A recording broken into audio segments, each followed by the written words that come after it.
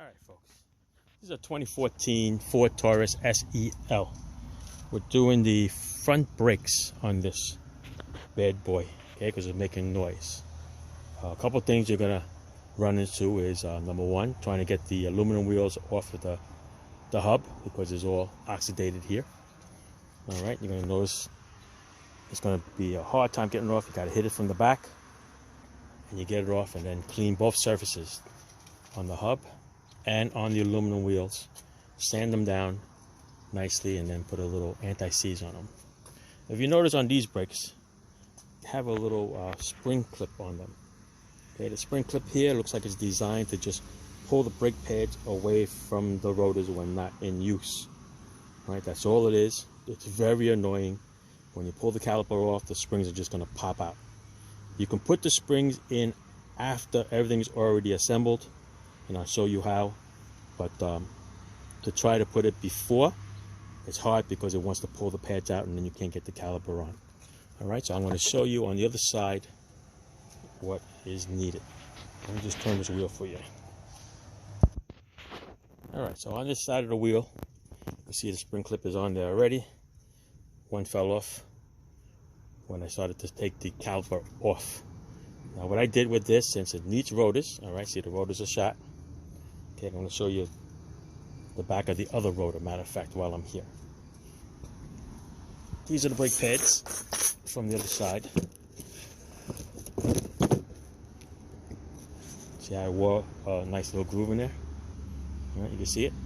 Definitely not even. A little thinner on this side and a little thicker on that side. See the material here?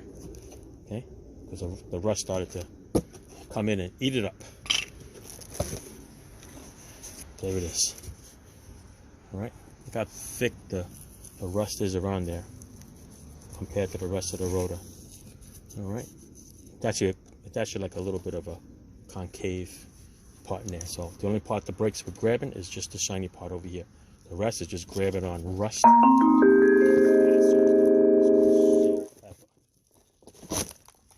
All right, do brakes, change the rotors. All right, there it is, rust all the way around. All right, let's go back to what we're doing over here. All right, so back over here, this is a 17 millimeter. You take these bolts off, and the caliper is going to swing right out. Now what I did here, you guys could do whatever you want. You can get the proper tool and just push the pistons in, but this is a plain Jane caliper. What I did was I stuck a nice screwdriver in there, and I stuck it between the brake pad and the rotor because I'm changing both. Okay, if you're not changing both, do not do this trick. Stick a screwdriver in there, and what I did was I just wedged it. Where's my screwdriver? There it is. All right, I took my screwdriver, I wedged it, and I pushed it all the way in, and I was able to push both pistons all the way in flush. And that saves me a little trip of compressing the piston later. All right, 17 millimeter bolts off. This will swing up out of the way. If you got a little wire tie it out of the way. Otherwise, I got this nice little bar over here. And what this is from Tractor Trailer Supply. It's actually a plant hanger. Yes, a plant hanger. It's like $2.99, $3.99. I forgot what it was. Hook it up over there. Hook it over there. Boom. It's nice. Out of the way. All right. Now these are your brake pads. These are the springs. If you notice, the springs are attached. Just go into those little holes inside the brake pads over there. So these are going to wiggle out. Not so tough, only because it's rusty in there. Let me get my little screwdriver here. Okay, it's going to pry these guys out. There's another one that's a little beat up. See, it's not wearing flat because of the rust on the rotors. See it? All right, that one's gone. Let's take this one out, and that spring is going to pop out. That little spring on the bottom there is going to pop out soon. See that? It sits right there in that little hole. That's all it does. Okay, like I said, it's just a spring clip. There's a top and the bottom, and it's designed basically just to push the brake pads away from the rotor. All right, now the next one here is 18 millimeters. All right, let's get the 18 millimeter. Whichever way you want to do it. people want to do it with an impact wrench or whatever, doesn't matter. We're just going to spin this off, top and bottom. The bracket would come off. Do yourself a favor, don't buy cheap pads, buy good pads. Good pads come with new hardware and new spring kits. Make sure that you go to the store, make sure if the brake pad's supposed to come with the hardware, make sure it comes with it. Okay? Because at some parts stores, looks like somebody returned some parts and they stole the spring clips. So if you're going to pay top dollar for brake pads with the hardware, make sure the hardware is in there. Okay? Of course, don't forget, once you take this all apart, you're going to clean this with brake cleaner, wire brush inside this area before you put the new clip in. Because if you don't, the new clip is going to stand up a little higher because of all the rust. So you need it down to almost bare metal. There you go. Now this little bug is going to come out. All right, place that right down here with my other stuff.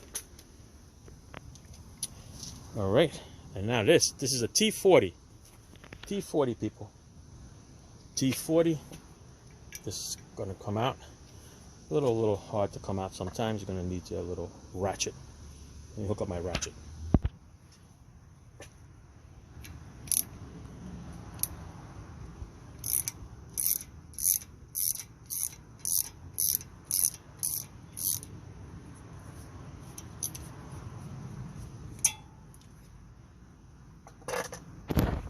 Sucker's a little rough to come out, that's for sure. There you go. Now the rotor's going to come out. Don't care about the rotor. If you look at the rotor, it's all shot anyway. So basically, you get your nice little sledge. I got a short handle sledge here. Just give it a nice whack and it'll come out. Ready? Let's see here. Got a bad wrist on my right. 3 shots. There you go. Hands up. Lift it up. These are very, very heavy, people. Very heavy. There it is. There's the rust taking up all the rotor surface. And that's why the brake pads are only used in the middle. See that? All right. So, to reverse it, just clean everything up. Get the rust that you just knocked down in the bearings here. Blow it all out. Clean this surface over here. Get it ready for the new rotor and the new wheel. All right. Let's start that process. I'm not going to show you that because that's boring. All right. So we'll go on to the next thing. All right. Here's your caliper bracket, nice and clean and wire brushed. All right. These can only go one way, so you can't mess it up. This is going to go right here, and they're going to snap in. Just push them in together. Okay. I need 2 hands, otherwise I would show you. Otherwise, yeah, they just snap right in. Oh, there you go. Oh, no, it fell. All right. They snap in perfectly. Can't mess it up because there's a clip on the side here and a clip on the other side, and they're going to line up and they're going to touch. Some models don't have that clips on the side, so you can be a little off. If it is, you're going to touch the rotor that sits in the middle here. So just readjust it, okay? That's it. Now let's put the bracket back on with 18mm bolts. All right, so once you tighten up the brackets with the 18mm, you put your first brake pad in, then you put the outside one in. Sounds like a song. Put your left foot in. Anyway, all right, so that's on there now. So what's left is those little tiny clips. Like I said, if you put them in now, they're going to pull these brake shoes out and you're going to fight with them. And this is from experience, because the other one I used a nice little C-clamp. Where is my C-clamp? There it is on the wheel. I used that, and what I did was I held the brake pads together, then I put the springs on. Then when I put the caliper on, I realized the caliper doesn't even touch it. So we put it on afterwards. But don't forget, there's a little tiny holes in there. All right, right there. All right, on top of the pads. That's where they go. All right, I'm going to put this caliper on. If you didn't push the piston in yet, push it in. Put your little lube on the piston side and on the stabilizer side. And this thing is going to go right over it like that. All right, so put the screws on there. Hook it up. I'm going to put the screws on there, and then I'm going to play with that little spring. All right. Alright, here's those little pain in the butt springs. I wouldn't be surprised if you don't actually see them on your car, because I can see people probably just throw them away. But anyway, this is the way the spring is. Then the spring lays. If you notice, it has like a little, it's like a little M. Okay, it's curved. Okay, you have to put it in this way with the curve going towards the rotor. Okay, see how it's curved? Goes in like that. If you put it in this way, okay, what's going to happen is this is going to pop out. It's going to stay like this. Okay, it has to be flush. Okay, if you put it in the wrong way, you're going to notice that it's going to spring forward. See how this stays when you do that? Okay, if it's the other way, when you flick it, it's going to stand straight up like that. Okay, so it's wrong. You need it, flip it, and it's got to go towards the caliper bracket.